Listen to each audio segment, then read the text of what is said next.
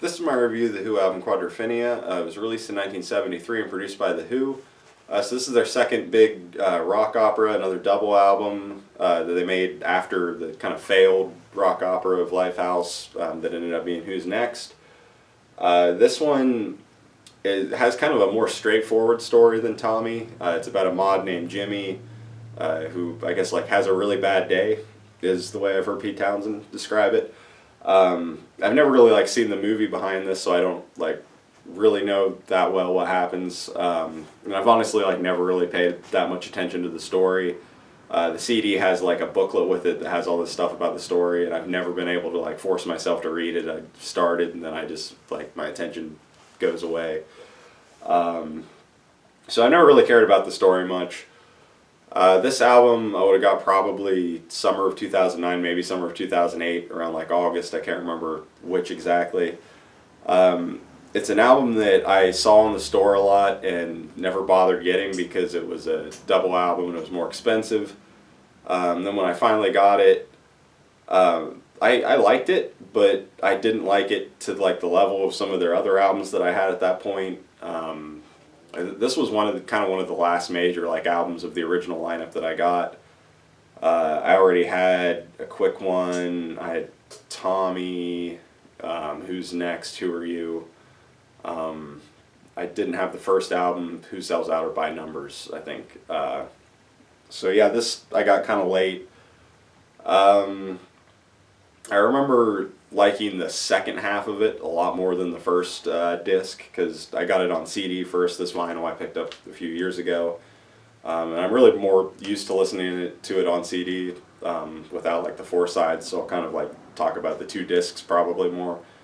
But yeah, I definitely like the second disc more than the first, and I used to listen to that one a lot more. Now when I listen to it, I like to listen to it all together, which does kind of make me put it on a little bit less since it's a double album and it takes longer to get through. But that doesn't really mean I like it less or anything. It's just that it's more of a time commitment to listen to if I want to sit through the whole thing. But this album's definitely it's grown on me a lot over the years. I don't know, when I first got it, I definitely listened to it a lot trying to get into it, and it took me a little while, and I think that it's really kind of just down to I don't know, the complexity of these songs, compared to some of their earlier stuff probably. There's a lot of songs here that kind of go through different sections and stuff, and it does a lot of what he did in Tommy, where he brings in the different parts of other songs and kind of sticks them in other songs here. The beginning of the album is, I think, kind of what one of my early problems with the album really was, and really still kind of one of the two problems that I still have with this album. The others kind of being the production, which I'll talk about, I guess, a little bit more later. But this album kind of, it starts with I Am the Sea, which it's kind of an instrumental, or just a soundscape kind of introduction to the album. And then it goes into The Real Me, which is a great song. The band's playing great on it. Daltrey's great. It's a catchy song. The bass from Out Whistle's crazy. Drumming's great. Even though I think Keith's drumming overall on this album is different than what he was doing before, and I don't know if that's because of what was going on with him or what was going on with the album. I feel like it's because of the album, because he's just doing some things here that you don't really hear him do as much on some of the other albums. The sounds, at least to me, it sounds like there's quite a bit of hi-hat on this album, which a lot of times he didn't even use that on other albums. So I think he was just kind of I don't know, adjusting his playing style to what they were doing on these songs. But anyway, yeah, The Real Me is a great song. But then it goes into the third track, Quadrophenia, which is instrumental, and I mean, it's good. I don't really have any problems with it. I think the playing's great and everything, and it plays all the different themes, because each band member kind of has their own theme song in this, which is cool. But I just feel them starting it out with an instrumental and then going into a song with vocals and then going into another instrumental just messes with the momentum of the album a little bit. I don't know, it's one of those things to me where with Dark Side of the Moon, like I'm not crazy about how it starts with the like On the Run and stuff like that. I think it's just kind of stumbly. Like if I had to make one complaint about that album, that's what it would be. And like, it's kind of the same thing here. Like I don't love going like instrumental vocals, instrumental at the beginning of the album, but it's a very minor complaint. And I guess it's mainly because like the instrumentals on this album are easily my least favorite part of the album, and I think it's just because like the vocals on this album are so great that all the songs, the lyrics are so catchy that it's just like I just really don't want to hear the instrumentals. The fourth track, Cut My Hair, has Pete and Roger singing, which they did that really good on Who's Next, and they're doing it here I think really effectively. I think it's a really good song, one that I didn't find like instantly catchy though. And the band's playing great on it. There's this line at the end of it about his fried egg making him sick first thing in the morning, and like I was really related to that line because just I don't know, when I was a kid I never wanted to eat breakfast in the morning. Just like looking at the food made me feel sick. So yeah, I like that one a lot. The fifth track, The Punk and the Godfather. Another one that I like a lot now. The music's great, all the performances and everything. I love the drums. It's got this very like epic sounding kind of like main riff thing. But it's another one that like didn't jump out at me the first time I listened to the album. The sixth track, I'm One, is sung by Pete. I think it's a really great song, really catchy. More great drumming. Pete's vocals great. To me, this I think track is really when the album like kind of gets going. Seventh track, Dirty Jobs, was like the first track that really jumped out at me when I listened to this album. Really, I think it was like the only one off the first disc that did at the time. And it's still probably my favorite. Well, I don't know. It's one of my favorite songs on the first disc. But it's got cool bass, great drums. Really love Daltrey's vocal on it. Just a really catchy song. The eighth track, Helpless Dancer, is Roger's theme. It's got this cool like piano and horn intro. I like the piano that goes throughout the whole song. It's kind of a weird song, like though Roger's vocals kind of weird. Like he's like, I don't know, almost like shouting it out, and it's almost like this call and response kind of thing. Like he says something and then he almost kind of like responds to it, and it just keeps going like back and forth. But it's just Roger singing, so it's kind of weird. But I like it. I think it's a really kind of unique song on the album. The ninth track, Is It In My Head?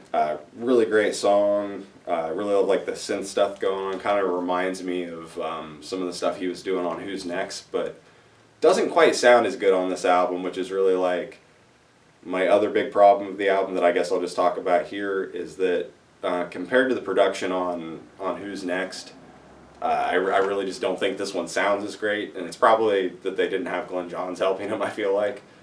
But I don't know, this album just has kind of a almost like murky sound compared to that album. And it's just, I don't know, it's not as clear. And even as much as I like Roger's vocal performances on this album, like I just don't think the productions on the voices are as good here either. So yeah, not crazy about this album's production. At least just in comparison to some of their others. Like I don't think it's a bad sounding album by any means compared to some others. But just like by the standards of Who albums, I don't think it's as good as the ones where Glenn Johns was involved. But yeah, it isn't in my head. Great track. You have Daltrey singing the verses, Entwistle singing on the choruses. A lot of cool guitar throughout it. Just a major highlight for me. One of my favorite songs on the album. The 10th track, I've Had Enough, is kind of a weird song. It's one of those ones that goes like into different songs or into different parts. It starts out kind of rocking really hard with Keith going crazy. Then it kind of like slows down and goes into the Love Rain on Me bit, and then kind of speeds up again. So one of the songs is a little bit all over the place, which I think is why I didn't like get into it at first, because I wasn't used to that like kind of song structure. But now I really enjoy it, and I think it's a really good way to close out the first disc. So the second disc has always been kind of my favorite part of the album, and it opens with 515, which is another major highlight for me. Just a really catchy song, great performances from the band. Always really love that one. Then the second track, Sea and Sand, is for a long time was my favorite song on this album. It still is like got to be up there. I love everything about the song. It's just great. Roger's vocal especially, like there's a couple lines that he sings in it that just like give me goosebumps every time I hear them. Just a great song, really love that one. Third track, Drown, it's got some really cool piano on it, it's really catchy. Always like this one a lot as well. Fourth track, Bellboy, is Keith's theme, and that has parts like sung by Roger, and then Keith gets to come in the middle and do his bellboy impression, and then like sing a little bit and kind of go back into the bellboy thing. But always really like this one. It's really catchy. You can tell Keith's having fun getting to do his vocal part. All the playing's great on it. It's got some really cool, like, I think it's synth things kind of going along in the background, like this cool melody that plays throughout. So just always really like that one. The fifth track, Dr. Jimmy, which includes John's theme, Is It Me? This is one of those songs that like the lyrics are a little like iffy. It's not like talking about what it's talking about in like a positive way. It's like, I think saying like he's drinking, so he's getting like a split personality. Like a Dr. Jekyll and Mr. Hyde thing, and he's talking about, doing some pretty bad stuff. So I think this is one of the songs that, like, yeah, the lyrics are kind of, like, probably going to bother some people and stuff. It's not one that I would, like, play, like, out in public because of the lyrics, but, I don't know, I don't think it's not talking about what it's talking about, like, in a positive way. And the song itself is really catchy. Band's performance on it's great. Roger's vocal on it's just crazy. Like he's so has so much like aggression in his voice in certain parts. And the John's theme section, Is It Me, is just like one of the most like beautiful pieces of music on the full album. And like I almost wish it would have got its own like song instead of just like appearing inserted into this song. And I'm not sure why it doesn't. Maybe Pete just didn't know how to like write a whole song around it. But I don't know. Just it's kind of a weird track because lyrically it's a little bit like the topic's kind of not something you want to hear people like. I don't know. It's like.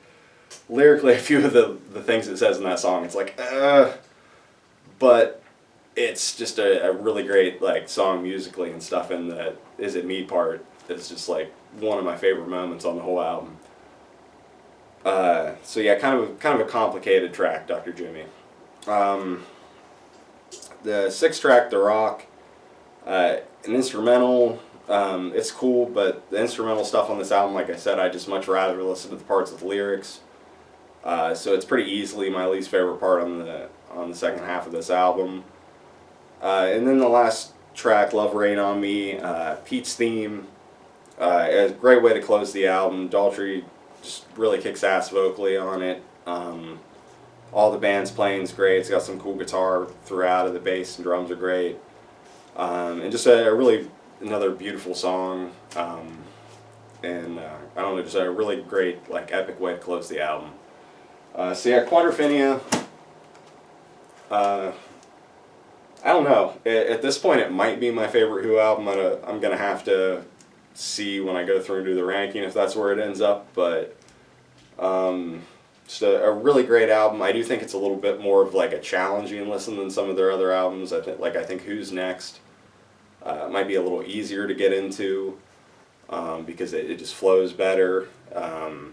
And the production I think is a little bit better, but this album I do think in ways is kind of their masterpiece, but I don't know, also like it has a few little flaws here and there, but like the stuff that is great is just so great that it kind of makes up for any of that.